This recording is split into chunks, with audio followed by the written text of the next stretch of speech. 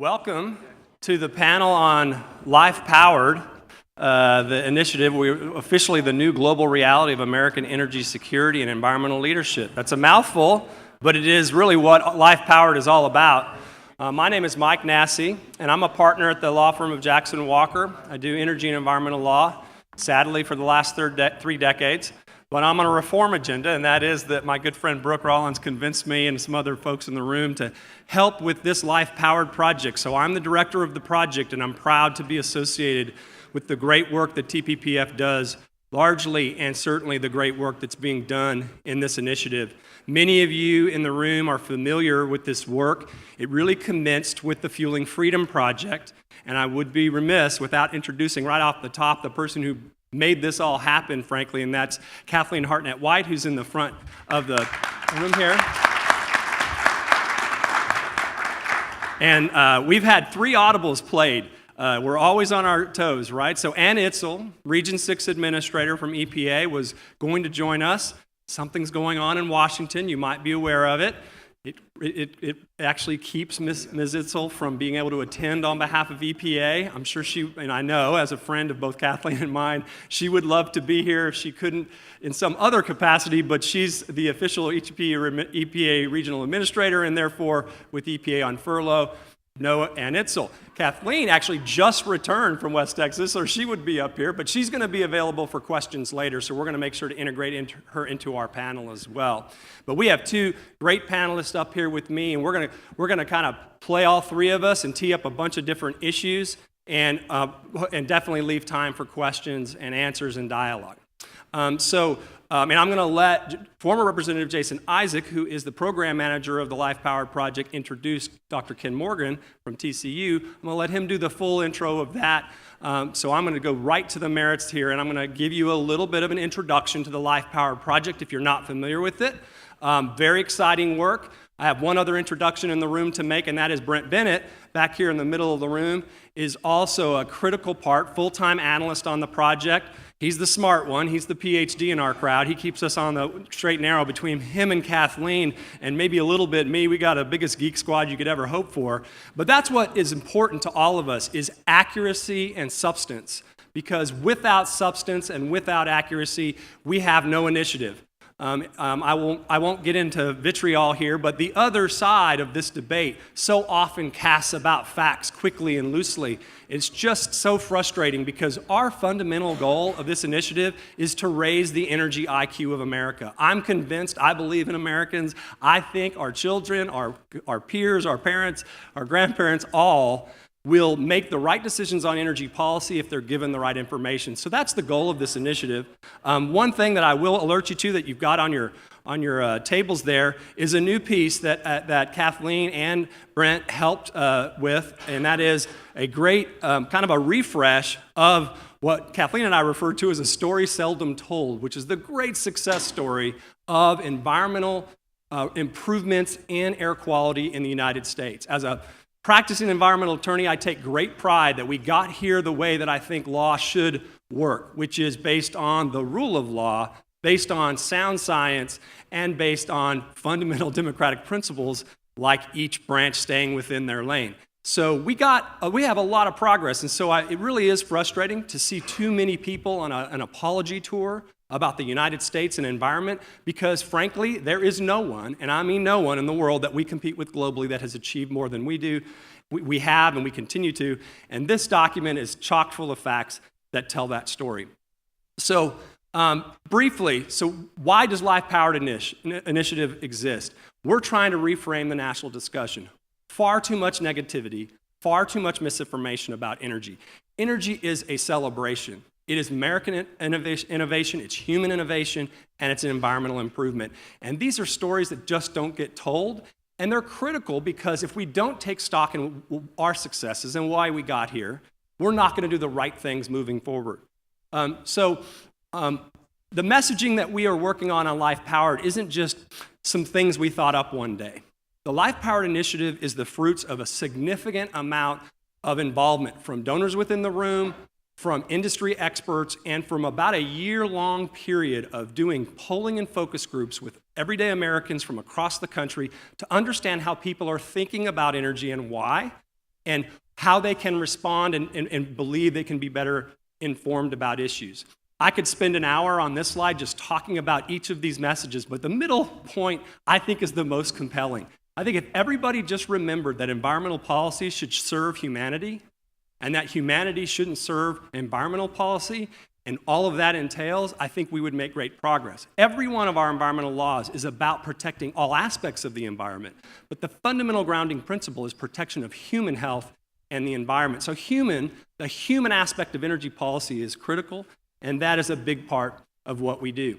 So the first thing that was important to our initiative is to make sure that we had a center point of an education campaign in the form of a website that was substantively unequaled in terms of content and depth and accuracy. And I can honestly tell you that after pains and long work, and I'm sure Brent would love to be free of me for a few months, we have populated this site with deep, rich content.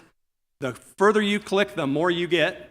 And so there's much to be seen in this website. You can take polls about energy and they will direct you to content. If you just need short versions, the short versions are there and powerful facts.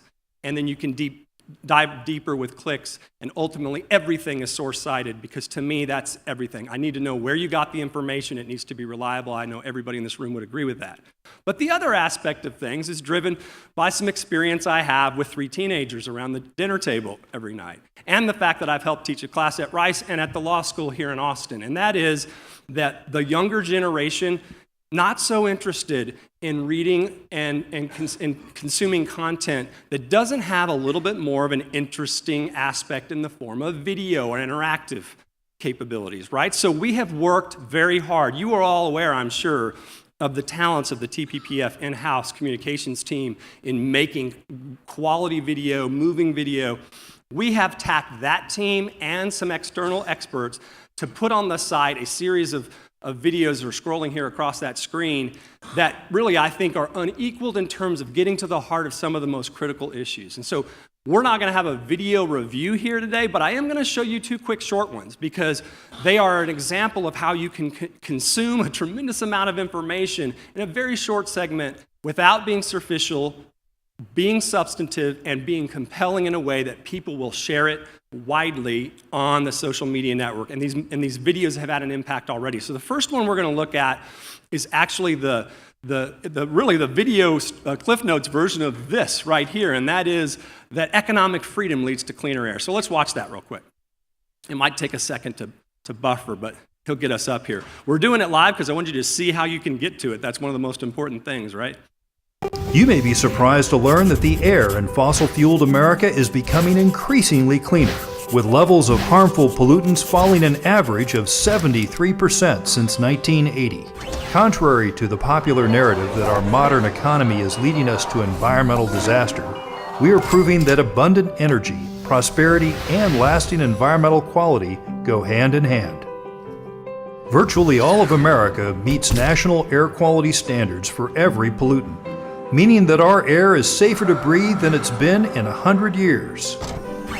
The World Health Organization reports that our air has some of the lowest levels of fine particulate matter in the world, 10 to 20 times lower than China and India, and better than most developed countries. Rather than fall prey to the environmental pessimism of our times and restrict our energy choices, we should celebrate what we have accomplished and use our energy resources to build toward a cleaner and more prosperous future. So you see there an ability to do, first of all, thank you. It's been a lot. Many great folks had a hand in that. I mean, obviously, what ultimately matters is the people who accomplish that, a combination of industry, regulators, the public, but the person who digested all that information is Kathleen Hartnett-White, and then the team that put the video together did a great job. So that's one story we're trying to tell because it is very important to not just cheer what we've done, but understand how we did it, and I mentioned it earlier. The rule of law guided that. We defined known scientific risk, we quantified how we could reduce it, and we did it. We did it better than anybody in the world. That is lacking in the current dialogue about environmental regulatory protection. The current administration clearly is trying to redirect things, and you see all too often attacking science is the headline, when what they're actually trying to do is reconstitute what got us here to begin with. Because what you have seen, if you watch the press, if you watch the reporting on these issues, every movement that returns us to policies that got us those results is actually perceived as anti-science. And that is the great confusion of our time, and we're gonna do everything we can to try to debunk that myth, okay? And so the other thing that's maybe not, I'll be positive, it's entertaining about the American energy IQ is how little people who seem to be proclaiming that hydrocarbons are inherently bad, how significantly they rely upon hydrocarbons in their everyday life, and how little they understand that. In Colorado, recently there was a big a statewide initiative, a setback initiative, and a lot of people in Colorado, mostly newly located Colorado citizens, were of the opinion when you looked at polling that hydrocarbons were bad, oil and gas in particular were bad, and they seemed disconnected. We went in because we knew there was going to be a lot of attention to that debate, polled it, and really tried to understand how did people get to that perspective and what might move them. And we tested a video product that we did here. I call this the Super Bowl ad because my dream is this ad gets shown at the Super Bowl one day because it's that good. And it was remarkable. We moved people that were negative on fossil energy and hydrocarbons generally in both the Democratic Party and stated independents. Significant points, 40, 45 points, something that the pollsters involved in the project had never seen. And it's not that we're bragging that we think we did it right. I think the pollster made it clear, and I think it was compelling. It's just clear that Americans don't think about these issues very much. And when they get connected to what they use and where it comes from, then they start to open their mind to the value of those things. So let's show the video about everyday life, which is one of the things you can click on here on the taglines. The next one, I think. You have to click on the arrow there. See the arrow on the right? That helps. There you go. Here we go. I hope you like this one. And this will be the last video of the day, so enjoy.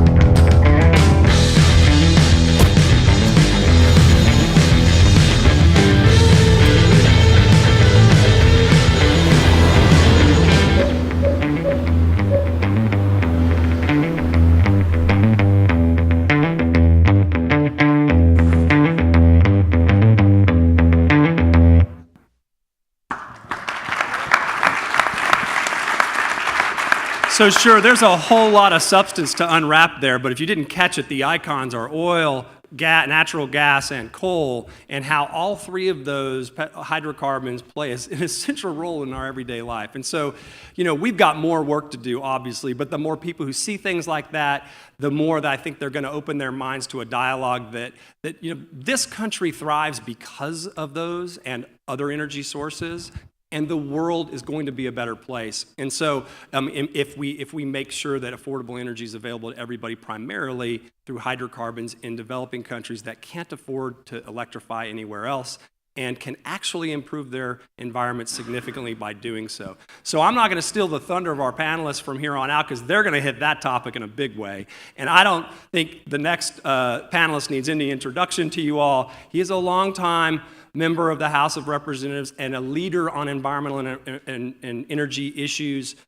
Jason Isaak, who has represented the district that surrounds the Dripping Springs area, I'll let him talk about his own perspectives on these issues, but I was so excited when he expressed some interest in working with us because he's exactly the kind of person who has a blend of both industry experience and public service and constituency identification that can help Life Power raise its game. So he's our program manager. He's a distinguished fellow within TPPF, Jason Isaak. Thanks, Mike.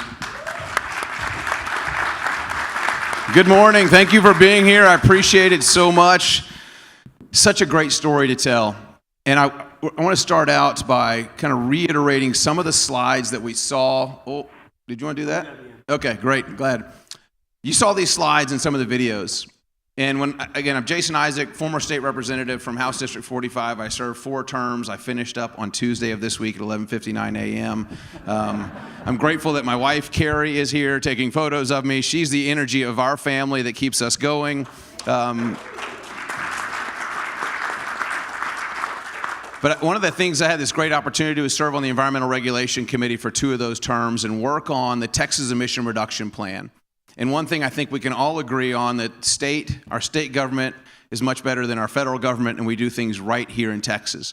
And so when I was asked to work on this Texas Emission Reduction Plan, people said, this is an answer to the Clean Air Act passed by the federal government, and we can either have a state implementation plan or a federal implementation plan, a SIP or a FIP. And I said, well, state sounds much better to me than having the feds tell us what to do. But they do tell us a lot of what to do. And so some of the things that I had learned were in some of those very videos that you saw that I think are very important that we need to reiterate. When you look at our gross domestic product, when our vehicle miles traveled, our population increase, our energy consumption increase, those are all up. And one of the reasons that our energy consumption increase is up, and also keep in mind that our production, thanks to the shale revolution, is up dramatically, which I think is a great thing. But the aggregate reduction of 6 common pollutants, the ones that actually cause harm, are down significantly. They're down significantly in Texas, and they're down significantly in the United States. So yes, America does lead the world in clean air, and we need that model to be replicated throughout the world. Ironically, I saw someone wearing a yellow vest today sitting in a car, and I almost went up and knocked on their window and asked them if I could buy that for the presentation, because I think it's important that we talk about from Paris to Pittsburgh, and what's working in Pittsburgh is much better than what's working in Paris. By the protests that you see on an increase in gas tax there for just a negligible improvement in their air quality, why don't they just model what we've done here in Texas and in the United States, and they'll have the cleanest air in the world. Look at, here's some cleaner air in America. These are some of the common pollutants that we know actually cause harm. Some of the things I want to hit on here is, look at the fine outdoor particulate pollution in 2016, and look at the economic freedom index. We have some of the highest economic freedom in the world here in the United States, and we also have some of the cleanest air. Look at the correlation with Australia, also some of the highest economic freedom in the world and some of the cleanest air in the world. I think one thing that's interesting to see is when you look at malnutrition. Here's our electric consumption energy per capita. And then look at malnutrition. These are a percentage of children at 5 that are underweight. Look at where people are immigrating from in Central America, Honduras, Guatemala. They have some of the highest rates of children underweight. I'll go back to the electric consumption, and some of the lowest energy consumption. They don't have access to energy. Energy poverty equals poverty. They're fleeing it. And so if we truly want to fix, another way to fix illegal immigration is to help people get out of poverty by helping people get out of energy poverty. So I love this slide right here to just show you some of the information. You know, and I want to share some more information with you. There's 1 billion people in this country that do not have access, or in this world that do not have access to electricity. 1 billion people that live in poverty and do not have access to electricity. There's 2 billion people that have limited access to electricity. Those people are using biomass. They're using dung. to cook their food. And I loved seeing in that video, the lady reaches down and turns that knob and turns on a gas stove to heat up water. Could you imagine having to go outside, finding some dried animal dung, and how long that would take you just to cook food? That process, to me, is unbelievable. Or to cut down trees or twigs or sticks to heat up your food. And I know Dr. Kathleen White will share with us probably in the Q&A, but I'm going to steal a little bit of her thunder because I overheard this in the office last week. 46% of the renewables that are used in the EU is wood. 46% of their renewables used in the EU are wood. It's not what you think it is. I saw this great presentation in Denver with Chris Wright, the CEO of Liberty Oilfield Services in Denver, and he gets up there and he's telling me the story about the T-shirts that he had printed for Oil and Gas Energy Day at the Capitol in Denver, and he had his top 10 things that he loves about oil and gas.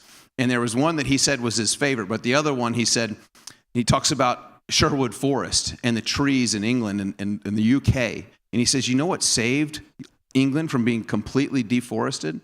Coal. Condensed energy density saved the trees. And then he says, you know what my favorite is? You know what saved the whales? Oil and gas production saved the whales.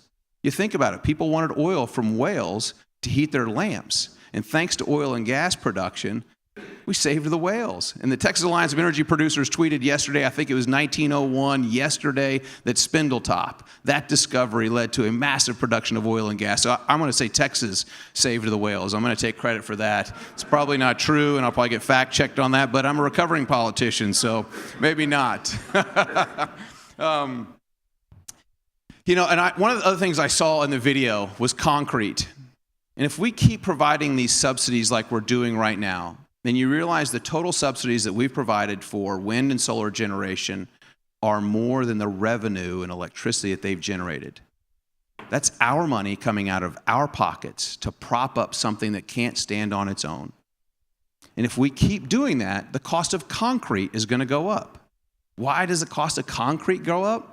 Well, I worked in the trucking industry for a number of years. I used to go to Farmington, New Mexico quite often, visited a trucking company up there, and I learned about what this trucking company does is they take the fly ash from a coal generation power plant and they mix that in with concrete, and it helps decrease the cost of concrete. It makes the concrete stronger and it makes it lighter. So we're using some of these byproducts from the production of electricity that you and I enjoy every single day.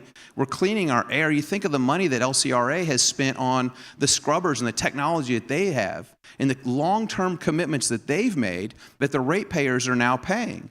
And so the simple economics of, if we keep propping up these renewables that cannot pay for themselves, that cannot stand alone, that you and I as consumers are going to suffer. We're going to suffer in the form of unreliable electricity, and we don't want to lose our green on this map. And that's exactly what's going to happen. Just the economics don't add up. So yeah, again, over the last 15 years, the solar and wind have more of our money, again, it's our money, tax dollars are our money from subsidies than they've produced in revenue. Now, it's my distinct honor because when I was in the legislature, now I'll get to introduce Dr. Ken Morgan. We spent a lot of time on the road together in 2015, maybe 2016. I get this phone call from the Railroad Commission.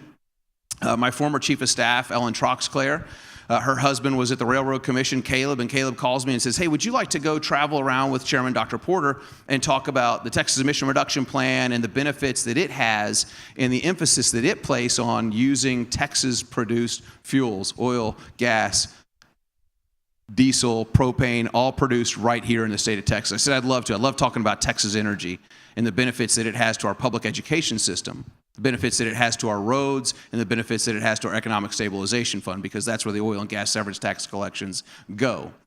I said, I'd love to do this. And so we went around the state. We probably did 5 or 6 different events talking to crowds much like this, talking about the benefits of Texas energy and Texas-produced energy.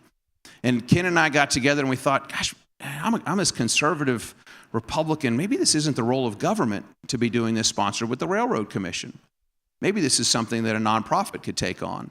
And so Dr. Morgan spent 40 years teaching at the Texas Christian University. He created the Energy Institute. He's a geologist by trade. Well, he and I got together and created a 501c3 non-for-profit, the Texas Natural Gas Foundation, to do just that. And we're going to talk about one of the products that we developed out of our Natural Gas Foundation towards the end of his presentation. But ladies and gentlemen, it's my distinct honor to welcome Dr. Ken Morgan.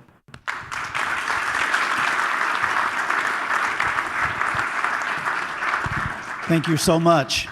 Yes, for 40 years, I volunteered to teach a freshman class. And I deserve a badge, a medal, or something for 40 years of teaching young freshmen. It was great. But the biggest challenge we have is in this area of education. And so while I'm here, I'm also going to take 1 second to introduce somebody that I think many of you do not know. Jacky Pick, right back here, raise your hand. This is a young woman who is major in the energy media business. She does the Jacky Daily Show on energy for several years now. One of the most knowledgeable people in this room because she's on the airwaves all the time. If you get a chance, meet her.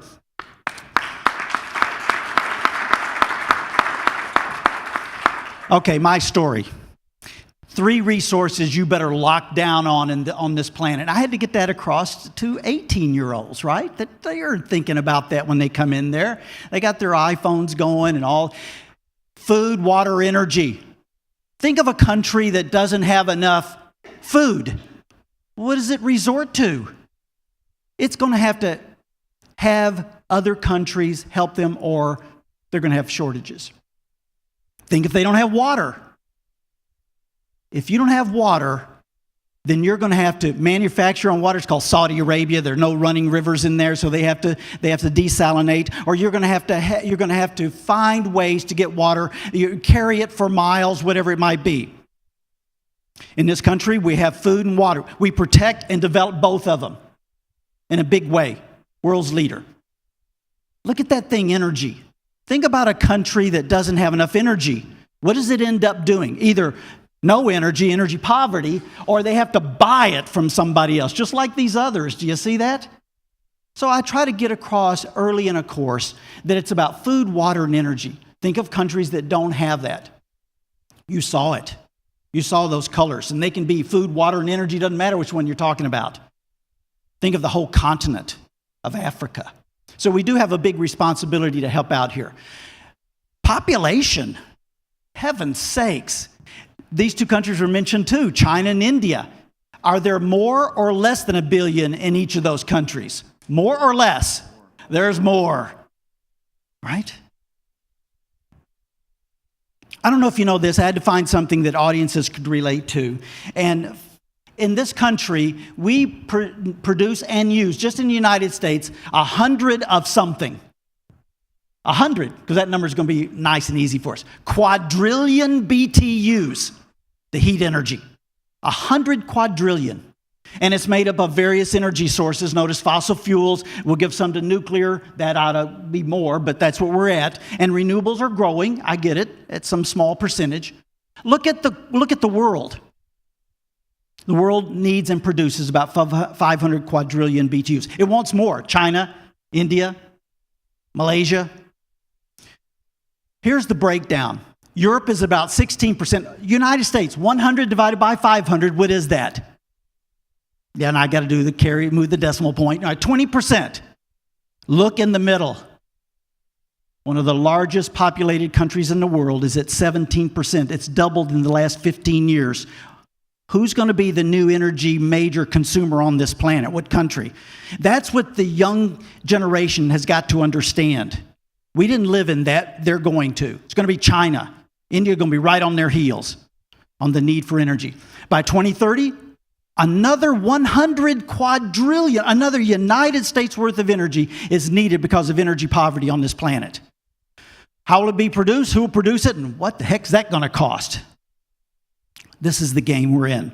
And that's to help produce food and water on this planet. Oil imports. I play in a band. I'm from Nashville. My dad played in the Grand Ole Opry. And I'm a big Eagles fan. Got to meet Don Henley, one of the drummers of the Eagles. And so I do 70s, 80s music with our band. Look, In the 1990s to 2008, there's the graph. You see it's on an upswing all the time, moving and on up. We went from importing 6 million barrels a day of oil to 12 million barrels a day. And we all remember those times in the 70s, 80s, 90s, and moving up. Exporting was zero. Zero. Easy number to take a look at. We were always importing. We were living in the fast lane. I was associate dean for a while at TCU, and this map came up. Being a geologist out of the geology department, as I then started the Energy Institute, this is a map, one of the early ones. It's all been expanded now, but from the Rockies to the Appalachians, we were covered up in these new things that at that time was called shales, gas shales. Then it became oil shales, and we know what has happened. It's made a big change in this country. I had to learn something about natural gas and its use because I was basically in the field of looking for oil and deposits. But natural gas, if you've never been to a natural gas electrical generating station, you should do that. It's one of the cleanest on the planet Earth for making energy. I take students there. Backup fuels for renewables. Got to have something to come on that grid if high demand peak summers, August. I had to learn about cars, transportation fuel. For years, drove natural gas, the frogmobile, we called it, right? Then I found out that every single space shuttle was lifted with natural gas. Natural gas. They siphoned off, they split off, they chemically removed the hydrogen, CH4. They didn't use water. People think water is that. It was hydrogen from natural gas. That's what lifted the space shuttles. Then we got into Shale Plays, and I would all over the country talking. Years would go by, and yes, water use and recycling, size of fracking operations, methane emissions, disposal wells, earthquakes, well casing, cement. It's domestic. At least it's ours. And we've tackled and conquered all of these, finding that we made some mistakes, finding that we needed to work together with state legislatures, with policy analysis, with local communities to fix these. All right? We take a look at all of this. So what has happened then over time? Well, natural gas has had its play, and now it's around $3. I check it all the time. You may not per 1,000 cubic feet. Then we found oil in the shales in South Texas, right? Then something happens, and it's Midland, Odessa.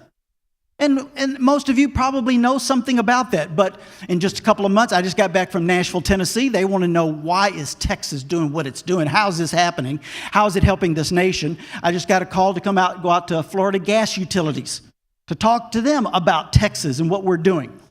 Well, right now, I focused on shales and gas, then oil in the shales. Now it's on Midland, Odessa, isn't it? It's the Permian Basin. We have formations out there. One is called the Wolfcamp Shale, and the Sprayberry. You put them together and drill both of them. Guess what we call it as geologists? The Wolfberry. You see how clever geologists are? All right. What are they doing? Multiple stacking. So you have even if you have an existing well, you already have one, let's say. They're going to go down in there and they're going to splay off of it into various levels, multiple stackings for the same well hole. It became another game changer in this country. Who went out there? Shell went out there. Marathon went out there. Pioneer, Noble Energy, ExxonMobil. $6 billion back into the U.S. They hadn't been here in a long, long time. Let's be honest. You add all of this up, and of course, it's just crazy out there, what's going on. Think of the landowners. We call those royalty owners, don't we? Yeah, they're making it really good out there. I found out that an easier way to talk to a lot of people is about, we can sit here and argue about energy sources all day long. Use them all. Some are a lot better than others. That's just the way it is. Now, technologies may change that, just as shale drilling changed our technologies, changed it to what it is for the United States today. But I found out a bigger umbrella of concern is importing and exporting.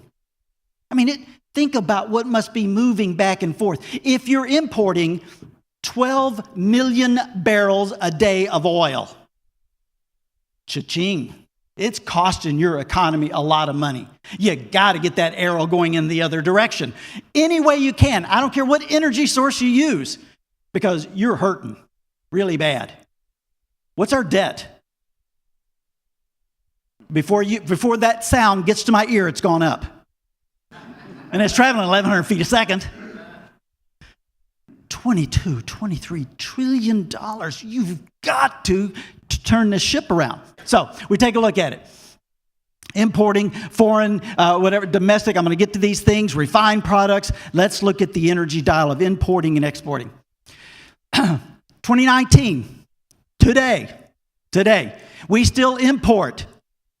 We're still importing. It's not a myth.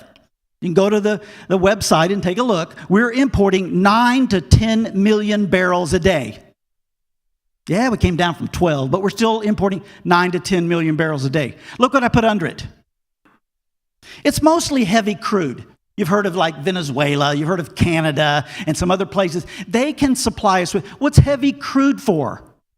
Diesel. We are blessed with sweet crude, light crude in this country, but we have a shortage for diesel made from heavy crude. Do you see that?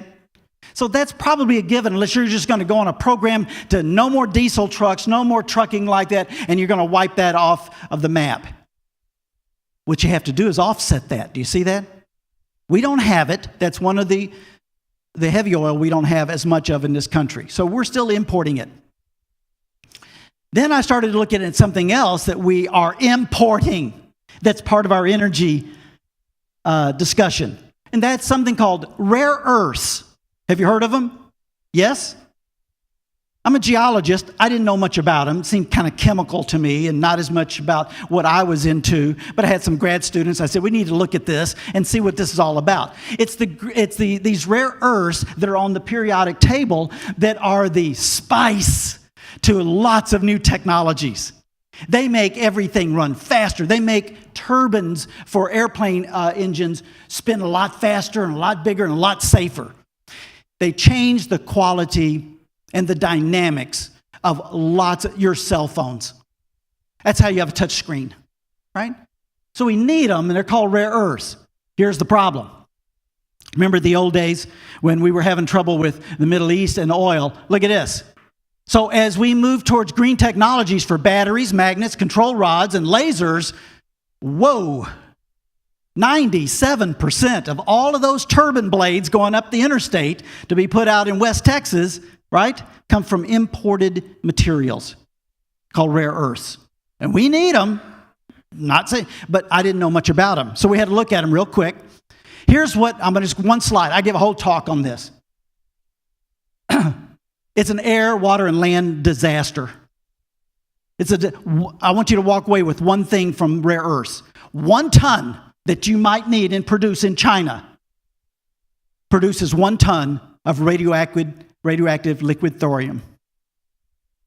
1 pound, 1 pound. 1 ton, 100 tons, 1,000 tons, 1,000,000 tons radioactive waste. All right, just know that. I'm not against them. I didn't know much about them. I found out they got a problem. They got a big one. So 10,000, look, waste gases, mine tailings. Google something. I asked my students to do this because they hadn't heard of rare earths, not as freshmen in a class. Grad students had not heard of it either. We have to work our way to this. Google something, China, rare earths, and leukemia. You can't mess around with radioactive waste products. And the world thirsts for this stuff, these rare earths. We got to have them. That's the new technology. That's the new materials to make technology work. The green movement. You can say anything is green. Look under that rock. That's what we get to do as geologists. Is it really green? If it is, great. 1, it's not so good for the environment. It's an absolute global disaster. And 2, we have to get it from one country, basically, 97% from China. They're going into Africa. They're going to own Africa because it's loaded with rare earths.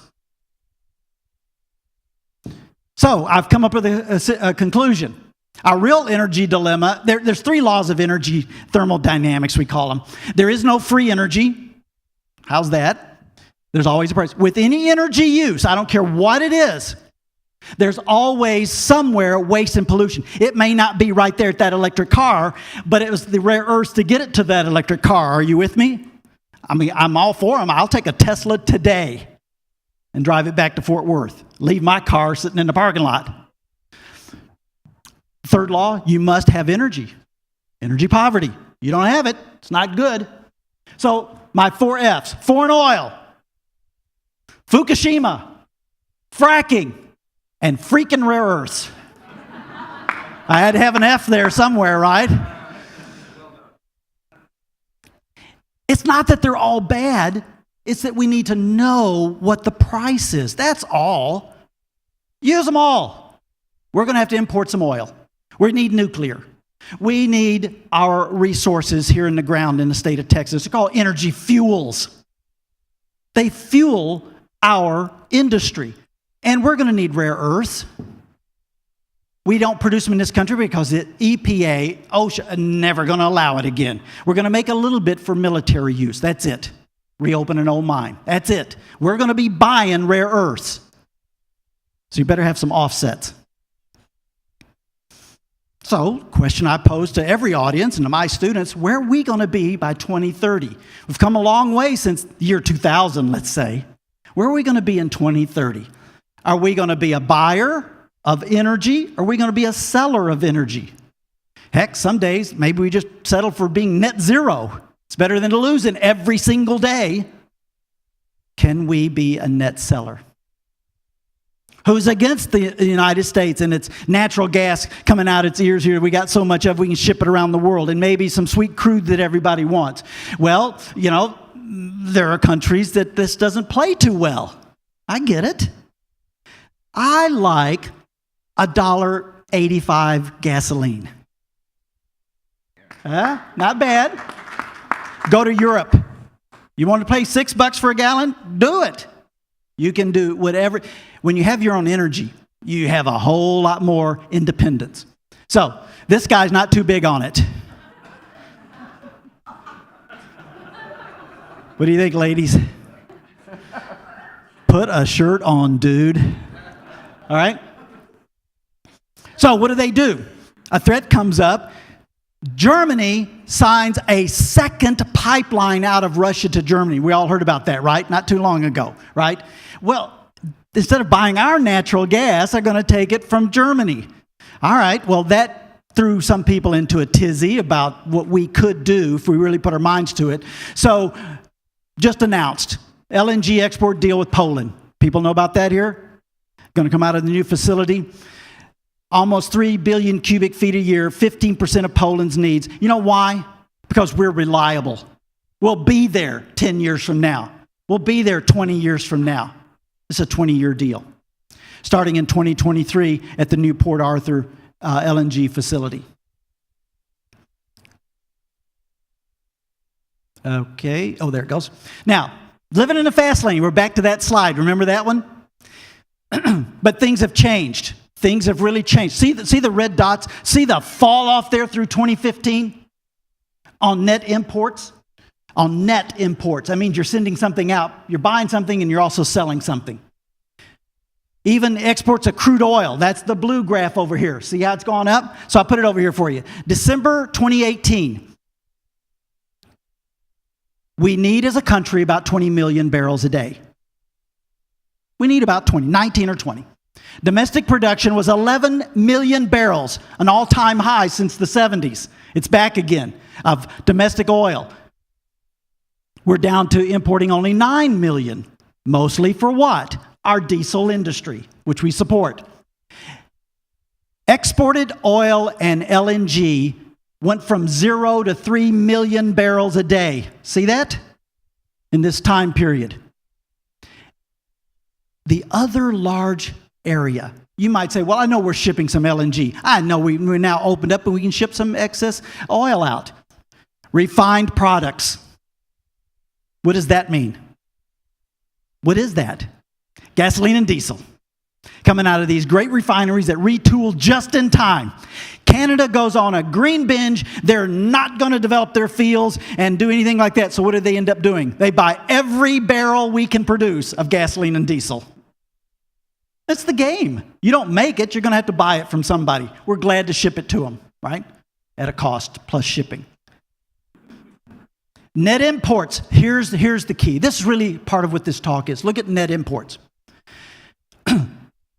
Remember, it's down to, we brought in 9, but we sold 7.5 as of December. That net import is down to 1.5. That's so close. I mean, we're almost there. We were at 12 million, down to 1.5. It's predicted by 2020, just around the corner, we'll be a net exporter. We can do it. We can do it. Midland and other parts of Texas and some other great parts of this country will lead us in that direction.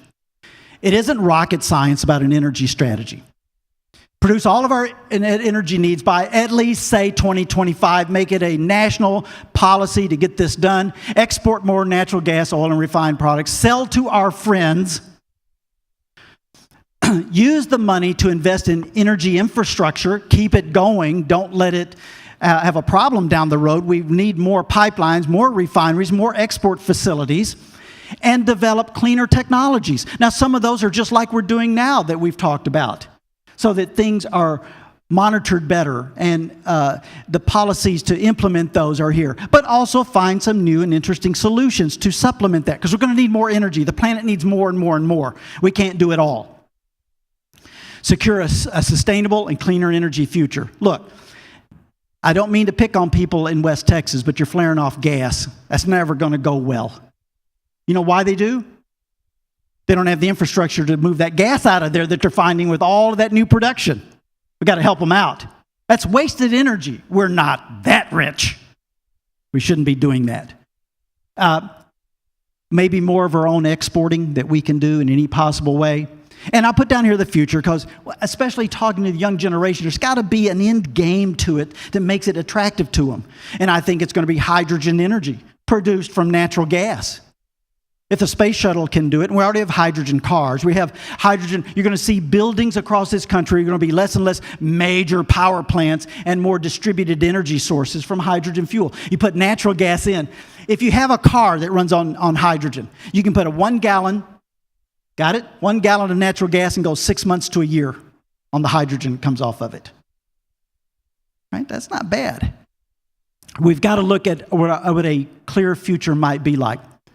The Texas Natural Gas Foundation that Jason spoke about, that we started as a nonprofit, working with the STEM Center at UT, local ISDs, public industry. We got to get excited about something. I've got great slides, and I can teach a semester's course or whatever you want to hear. I can give lots of talks. You know what it really is about? Education and teacher education to get it to students. All of you in here, I can tell, are pros. You know most of this, certainly the basic parts of all of this. But I can tell you what was coming into my freshman class as I exited did not. And every summer, teachers came to TCU for me to give an energy talk to, and I could tell it had drifted away from our teachers too. They rely on social media. We don't have, this state of all states in the country ought to have some sort of coordinated education to at least get some of it back into our 8th through 12th grade. Some way to enter that back in. You know where it starts? It starts with teachers. Get them excited, turned on, that there'd be jobs, that things would work for them in the future. Then help supply them with what they need in the classroom. These teachers need help. They're willing to do it. All of mine in the summer, they're excited by the end of it. They just need lots of help. We got companies, we got legislators, we got policy agencies that can help us so much in this if we can just do it. And, you know, they're all on the table. See, I put them all there. Put everything out there, and it's amazing how the cream will rise. It's just the way it is. Cheap energy wins. Texas Energy Education Project. I'm going to now turn it over to Jason Isaak so he can talk a little bit about it. We'll Jason. share the stage here for just a second because this is a slide I snuck into his presentation. And we're excited at Life Power to announce that we're going to continue the development and rollout of the Texas Energy Education Project that we got a Department of Energy grant from. You mentioned we partnered with the STEM Center at the University of Texas. You, formerly at TCU, with the Energy Institute there to develop and coordinate the development of this curriculum, because Dr. Morgan's right. We've got to change the minds of the teachers and the counselors, But when your students are coming home with negative information, we wanted them to have unbiased information about all forms of energy produced in Texas. And this is just one of the 3 education units that we have developed over the last couple of years. This is in science classrooms throughout the state. We need to make sure that more teachers are using this. The first thing that we learned is you had to comply with and align with TEKS. Well, there may not be many people that know what TEKS are in this room. I know Senator Campbell's in the back of the room. She knows what TEKS are, the Texas Essential Knowledge and Skills. And if you want to develop a curriculum to be utilized in a classroom, you have to unfortunately teach to the test. And you align with TEKS, then the students are going to learn information they're going to get tested on, and then the teachers and the classrooms and the districts all have higher ratings if they do better on the test. I don't want to get too much into education policy in here because I'll go on for hours. But this is one of the units here. So you take a clear gelatin, you put it in a bottle, you take a smoothie straw, and you core out that gelatin, a fat smoothie straw, and the kids have fun with this. They're blowing gelatin on each other. They're having a good time. I know I'd be having fun, and I did have fun when we did this with almost 70 science teachers in Austin a couple of years ago. And then you take a drinking straw, and you poke holes with a push pin.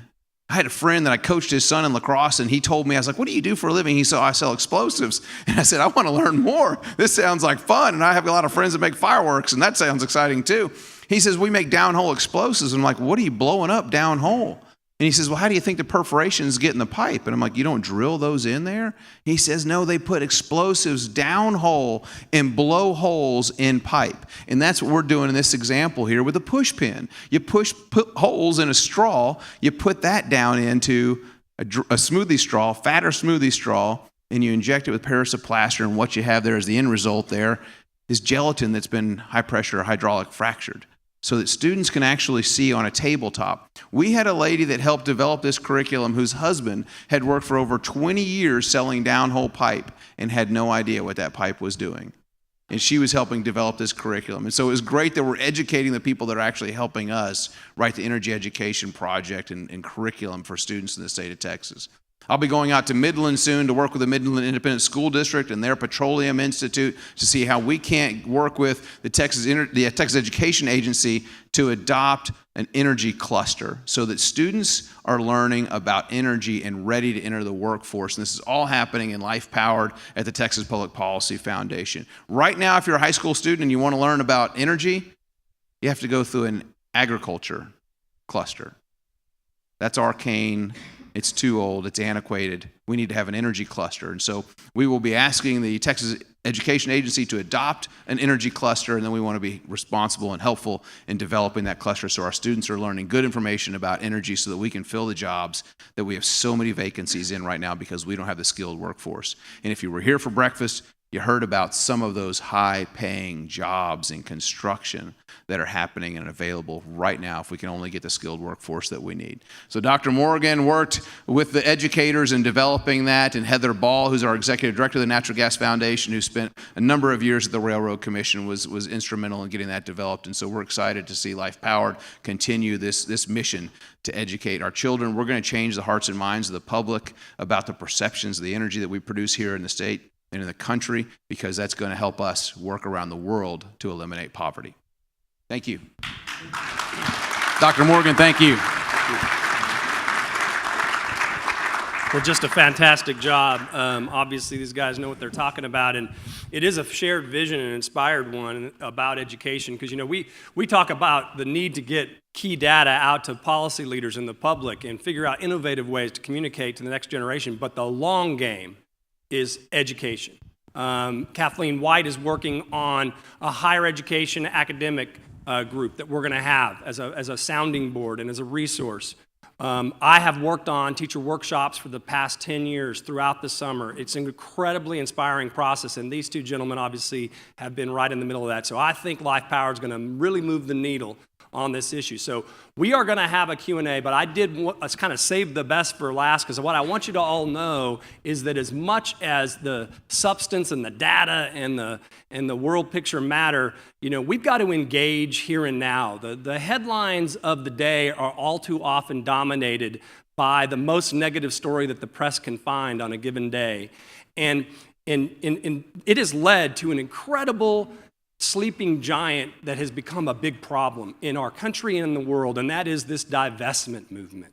Some extraordinarily flawed premise that fossil energy is so bad that we must pull money out of it in a dramatic and immediate way. And not only is it bad for the economies of the people who make fossil energy and depend upon it, which is everyone, right?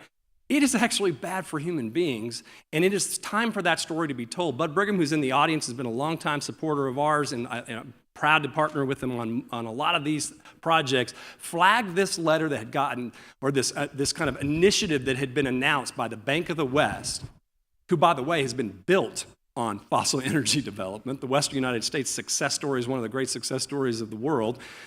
It had this draconian, maybe it's just a marketing scheme, but we're getting out of fossil energy. No more for us. Big announcement. It's on their website. So we decided, you know what? It's time to actually let folks know that are doing these things that they're wrong. So we amassed an extraordinary list of signatories for a letter. We're sending it today. The release is coming out today. You're here for news. This is our big news of the day. We are confronting this initiative, starting with this. This is by no means our first letter, because there are national and international financing institutions that are doing this. And we need to not just call them on the flawed economics or the ignored success that they've achieved on the backs of fossil energy, but also the anti-human consequence of these policy positions. And so we're going to have time for questions, but I'm going to call an audible, and I'm going to ask the AV guys to pull our website back up if you can. And I want everybody to understand, because when I teach, and these gentlemen have done it too, one of the hardest things in terms of reaching young people in our country, okay, and this is true of all humans, is we've got to tap into empathy. People are so quick to judge when they read a headline and make castigate some fuel source as bad. But until they really know what it looks like to not have energy, unless they feel and understand the plight of energy poverty globally, they're going to continue to do things like that letter. And so when we say we're going to be pro-human and we're going to celebrate human flourishing, we really mean it. This is a ethically grounded initiative to remind people about how humans matter and how energy is critical to their flourishing. And so we have an energy poverty video, and I'm going to take privilege here and have you all watch it. And when you open up this video, maximize the screen and pause it when it starts. The three individuals that are in this video actually have all in some way, shape, or form been brought to your attention by TPPF and Kathleen Hartnett-White before. They've been keynotes, they've been participants in our Crossroads events, but nobody has ever really taken the time to capture their story. Each of these individuals is an incredible story in and of himself.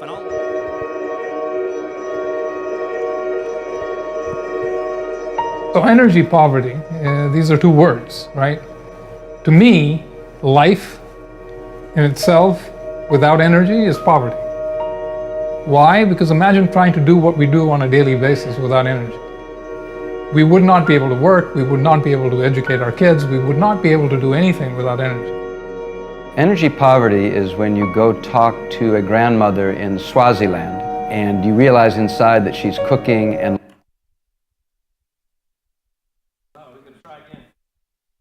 So that second speaker, Caleb Rossiter, is the guy that I was referring to who has been an advocate for human rights initiatives all over the world. And this is a compelling testimony to how the discipline of one party can actually contradict what I think they're trying to achieve. So we'll try this one more time, and hopefully, if you go to YouTube, you can maximize the screen. To me, life in itself without energy is poverty. Why? Because imagine trying to do what we do on a daily basis without energy. We would not be able to work, we would not be able to educate our kids, we would not be able to do anything without energy. energy poverty is when you go talk to a grandmother in Swaziland and you realize inside that she's cooking and lighting and staying warm by a fire of some material in the middle of the hut. And you find out from her that the material is cow dung, dried cow dung. Over 1 billion people do not have any electricity. That's only the tip of the iceberg. About 2.5 billion people only have limited access to electric power. And that's, so you're closing on almost half the population of the world are living in energy poverty, and that's why I say it is the leading problem facing mankind today. Societies where people have access to energy, they survive childhood, they live longer, they eat better, they drink cleaner water, and they learn to read. There's roughly 1 billion people who live on the continent of Africa. That's about 3 times the population of the United States. Estimates are about 25%, let's say, have access to electricity in their home. That means at night, if you look at a satellite picture of Africa to the south and Europe to the north, Europe is ablaze. People are out, factories can still run, cars can still drive down the highways, children can do their homework sitting with electric lights in their house. You can be heating and cooking with electricity. In Africa, you will see literally a dark continent at night. Africa's life expectancy is about 55 years per person. The United States is about 76, as are most developed countries. That's 20 years of life lost per person. Why do I say that's linked to electricity? Because electricity is what you use to clean water, to make sure you can drink the water without getting sick, without your kids getting diarrhea, dehydrating, and dying. Water is why Africa's infant mortality rate is about 80 kids out of 1,000 born die before their 5th birthday. In the United States, it's well under 10. Clean water is the holy grail of African health and development. If you look at a map at night of the Korean Peninsula, you see the great demarcation between South Korea and North Korea, where South Korea is powered by fossil fuels for the most part. North Korea is virtually dark. The children in North Korea, they're shorter, they weigh less, they die sooner. These people all come from the same biological stock. My wife and I have 4 biological children, and then we adopted 4 children from overseas. They were adopted from Korea. 2 of those children were adopted from South Korea, and 2 were refugees from North Korea. When we adopted our son from North Korea, he was 6 years old, and he weighed 35 pounds. I carried him across the parking lot at the airport like a baby. After 20 years of being involved in the United States, civilization, power, electricity, he became a United States Marine and won 2 medals for bravery under fire in Iraq. So that's what electricity can do for you. I saw it happen before my eyes. The experience of seeing an older gentleman who looked like my grandfather, having spent an entire day gathering twigs and branches off of fallen trees to take back to his hut and carry it back on his back, that was a very powerful experience for me. It taught me the reality of what energy poverty really is. And if you fast forward to today and look at what is going on in terms of policies that are being conducted in Washington through the World Bank or other lending institutions that have imposed these draconian restrictions on financing projects that would have delivered electricity to people like that, it is really troublesome because there is no connection between the people that are perpetuating these policies and the ones that are actually suffering as a result of it. Fossil fuel is the only answer.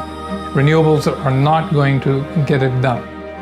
The wind doesn't always blow, as we all know, and the sun doesn't always shine, and this is not affordable in many parts of the world. I think we need to connect those dots. We need to let people know that without fossil fuel in many parts of the world, there will continue to be abject poverty driven by lack of energy. People talk about we should have off-grid power for these nice little African communities. They don't need to be on a grid that links them to the rest of the nation, just nice little off-grid power. Off-grid is no way to be part of the modern world. You need to be on-grid, and the only way to be on-grid is with coal-fired plants, gas-fired, oil-fired plants. We can help make that energy clean. Well, if there's any country that should understand the benefits of electricity, it has to be the United States. I mean, the United States went in 100 years from basically a third world country to the most advanced civilization in the world. And what powered that? Electricity. And what powered the electricity? Fossil fuels. Oil, natural gas, and coal. We have the oil, we have the natural gas, and we have the coal. We have the technology, we have the established infrastructure, we have the transportation infrastructure to move these commodities and move them to the rest of the world.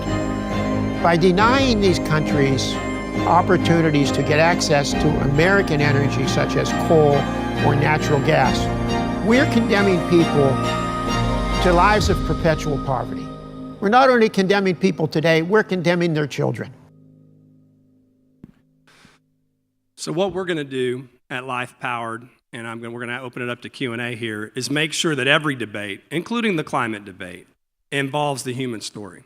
Because in every aspect of what we do in both domestic and global policy on energy, we cannot forget the people who have lives that we could never identify with.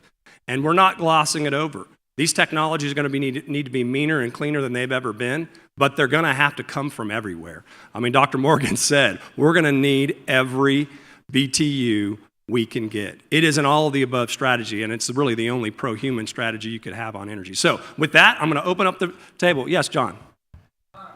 In Washington, D.C., there's new policy about the Green Deal.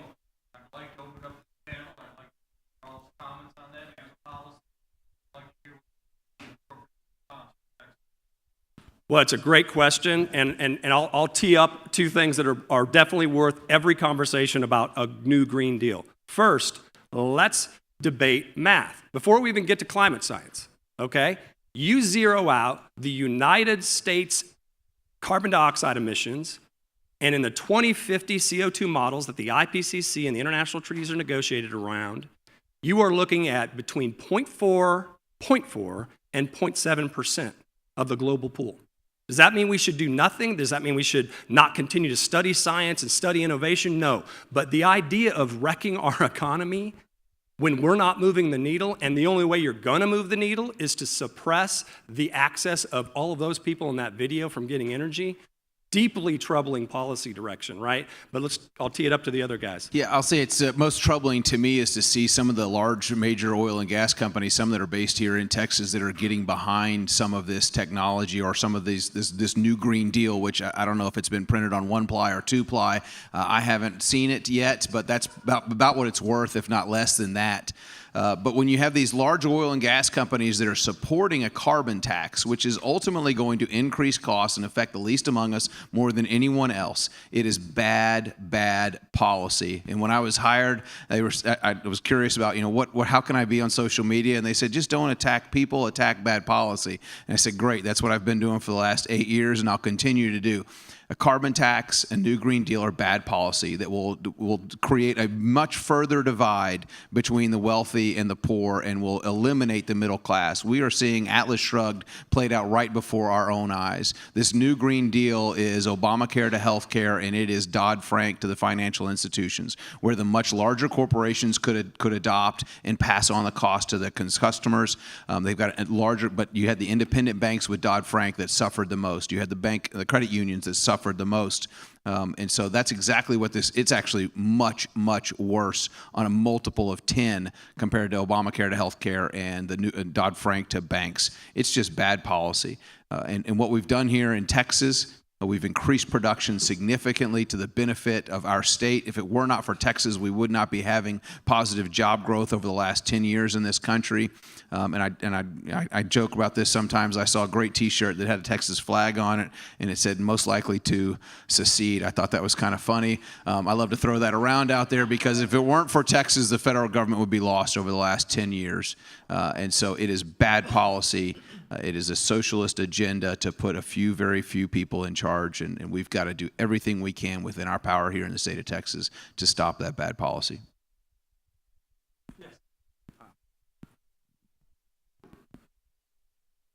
All right. Thank you, both of you, for this amazing panel. It's good to have a good base of information before taking a UT environmental science class this semester. But anywho, I just want to play a little devil's advocate here and address the elephant, or maybe I should say woolly mammoth, since we're talking about fossil fuels here, and ask the question: what if these resources are running out? And basically, what I want to ask is: are these resources really running out, or is that just a myth propagated by mainstream media, like the whole 97% statistic they always talk about? Dr. Morgan? Well, it's always, and I get that question a lot when I've taught students, it's always a timing thing. We were going to run out when I first became a teacher in the 70s. Didn't happen because things change. Are fossil fuels, can they be considered a finite fuel? Yes. Do we have decades and decades, 100 years or more? Yes. I'm not an advocate for we never look for the newest generation of energy fuels. I'm saying we have now a rich resource to balance our economy, get jobs moving in this country, to invest in new ideas, because time will run out no matter, pick green energy. Rare earths will run out. When you use anything on the planet, these are the things that can happen. You have to build something to make energy. So it's about, we are the golden time right now. We're back in the game. We're beginning to export energy. Let's do it in a very prudent fashion. Don't think about taxing it again. Once we get things rolling, first thing they want to do is give a tax to it, to use it for something else. Use that money generated in our economy, the money that will come in from exporting, to enhance all of these other potential. I don't think we know the next generation of fuels at all. I think I throw out hydrogen that will come from natural gas. We don't really know. We have an opportunity now to invest for the next several decades to get us to our next sources of energy and how we best play them. We cannot put our money into losers all the time and expect solutions out of that. We've got to put it where the winners are to get enough traction to give us the economy to build our next energy future. And as you answer that, ask your environmental science professor to talk about energy density. That topic alone will give him everything he needs to know about why the Sherwood Forest was saved by coal, why forests are saved by oil and gas, and why we're going to always want to go after the next innovative technology to harness the most energy density in the most efficient way.